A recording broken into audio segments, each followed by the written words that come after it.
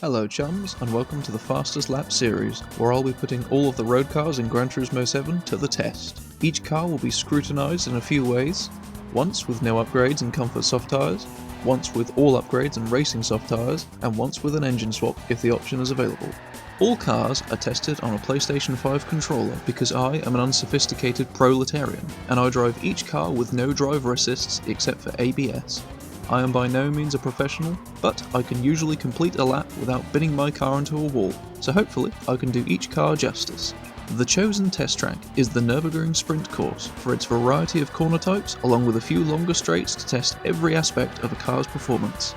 Let's see today's contender.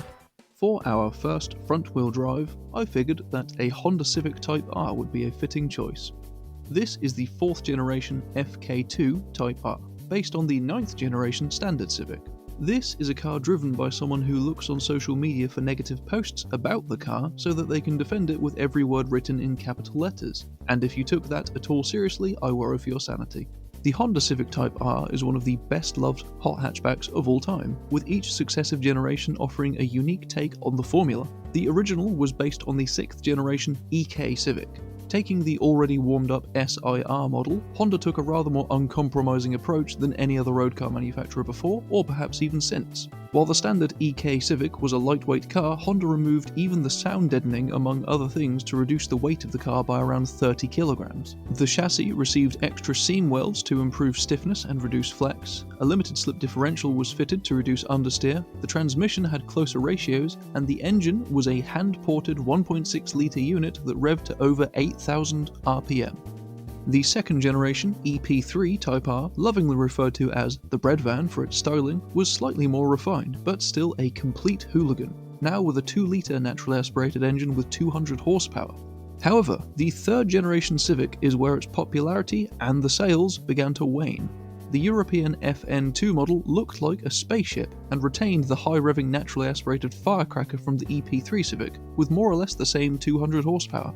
However, the rest of the car had grown in size as well as weight, gaining 100 kilograms over the EP and around 250 kilograms on the EK. As a result, this low-torque, high-revving hatchback weighed the same as a Volvo 240 wagon. Worse still, the independent rear suspension had been replaced with a torsion beam, which is cheaper and takes up less space, but the ride and handling is negatively affected. To explain why, I will massively oversimplify things. If you look under an old pickup truck or a horse-drawn cart, you will find what's called a live axle. This is quite literally a metal beam with a wheel bolted to either end. If one wheel hits a bump, the wheel on the other side reacts as well. It's cheap and it's durable, but very compromised in terms of harshness and handling.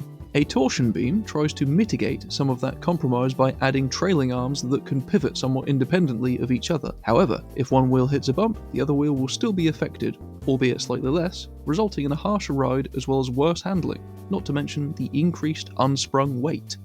On the other hand, the Japanese spec FD2 Civic sold at the same time was slightly more powerful, slightly lighter despite being a larger saloon/sedan style, and retained the independent rear suspension from previous models, and it is achingly cool.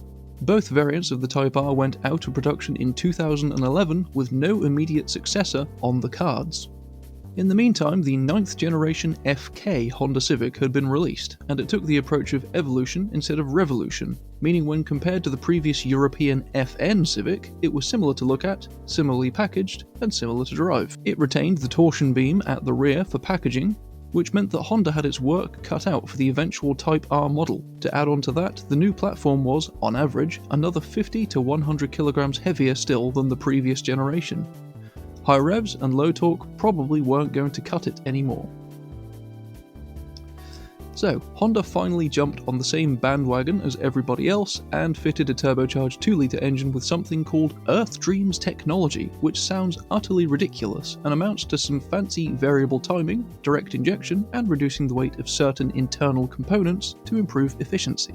The end result of what sounds like a bad advertising campaign was a 306 horsepower turbo 4-cylinder that goes very fast, revs a bit lower, and has much less character than the older naturally aspirated engines. Still, the extra power more than made up for the near 1400 kilogram fatty that the Civic had become. When coupled with aerodynamic appendages that one could politely refer to as questionable, the Civic held the front-wheel drive lap record at the Nurburgring Nordschleife, or at least it did until Volkswagen threw away the back seats in their GTI and took the record 5 minutes later. Honda fairly quickly moved on to the FK8 Civic, which grew in size but also got independent rear suspension again, as well as lashings of praise from the automotive media. As a result, this FK2 has been somewhat forgotten by comparison.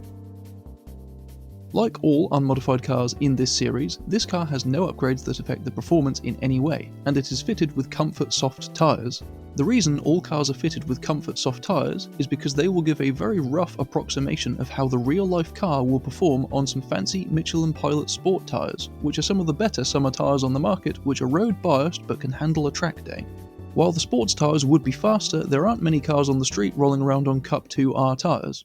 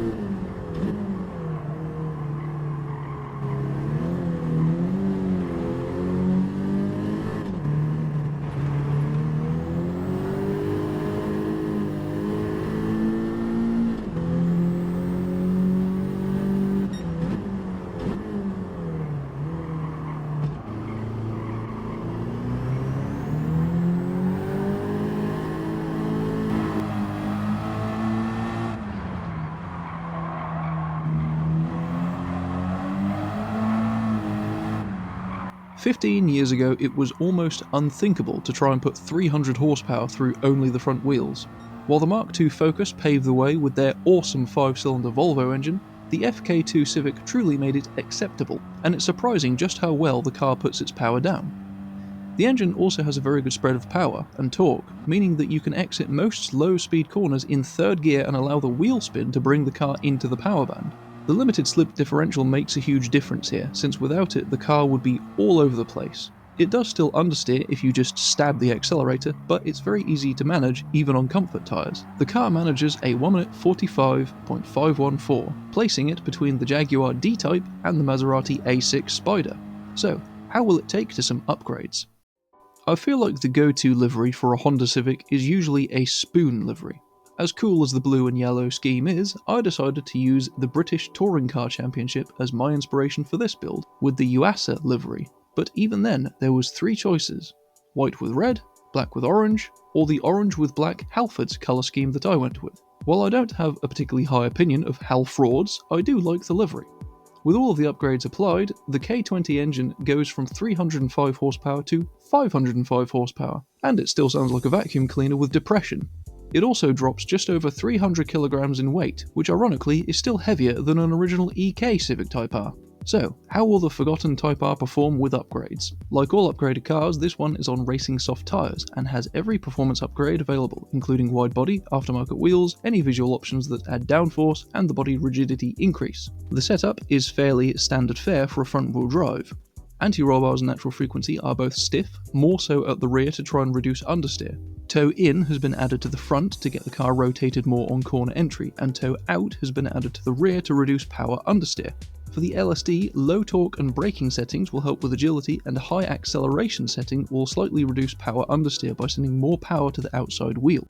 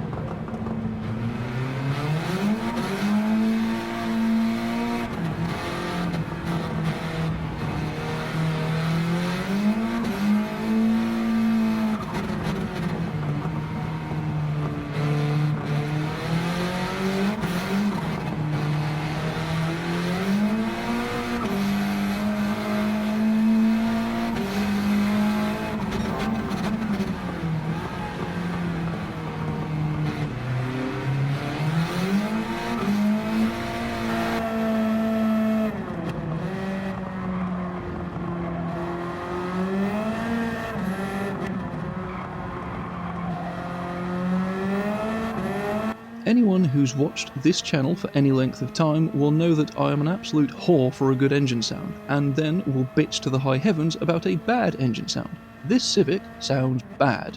It does take away some of the enjoyment of this car, which is a little bit of a shame because it does handle quite well. It's in that sweet spot where it's powerful enough to be competitive, but it's not so powerful that it just sits at the start line melting its front tyres, like the garage RCR Civic does. However, even ignoring the sound, it wouldn't be unreasonable to accuse this car of being a tad boring. Either way, it gets a time of 1 minute 28.682. That time is almost identical to the Ferrari 330 P4, a car that has the advantage of a mid-engined layout and much less weight to propel. However, it is only 1 second ahead of the upgraded 290 horsepower Mazda Unos Roadster, which does slightly piss on this car's cornflakes. The stock car meanwhile sits directly in the middle of the two 1954 racing cars. As far as front-wheel drive cars go, I expect the only competition we'll see for this car, stock, will come from its newer stablemates. So, would I recommend the Civic FK2? Well, it's hard to say. There are other front-wheel drives that are either more fun, faster when upgraded, or both. The sound of this car really doesn't help its case either. It's a very average choice, at least in the context of Gran Turismo. In the real world, I'm sure it would be an entirely different story. So, that was the third road car in the Fastest Lap series. Tune in next time to see something with four-wheel drive.